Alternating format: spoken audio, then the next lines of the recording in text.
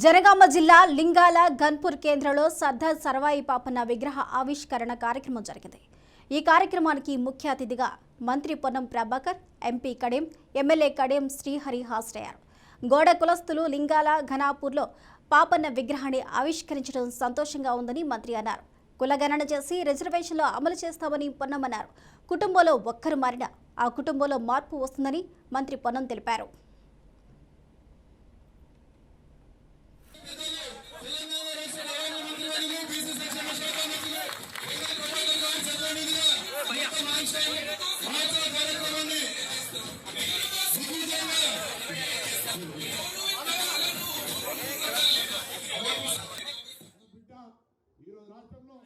మన గౌరవాన్ని పెంపొందించే విధంగా ఆనాడు పార్లమెంటు సభ్యుడిగా తెలంగాణ కోసం గొంతెత్తి మళ్ళా సర్వాయి పాపన స్ఫూర్తిగా పోరాడుతున్నటువంటి బిడ్డలు మీ అందరు ఆశీర్వచనం కావాలి, ఎల్లవతల ఆశీర్వచనం కావాలి. ఎక్కడికి వెళ్ళినా మీ బిడ్డగా నా పోరాటం చేస్తా ఉన్నా ఇలా ధైర్యంగా మీ అందరూ మేము ఉన్నాం అనేటువంటి ఒక ధైర్యం నాకుంది. తప్పకుండా ఆ దిశలో మన హక్కుల కోసం, మన సమస్యల కోసం ఈ ప్రభుత్వ ప్రతినిధిగా వాటన్నిటిని పరిష్కరించే విధంగా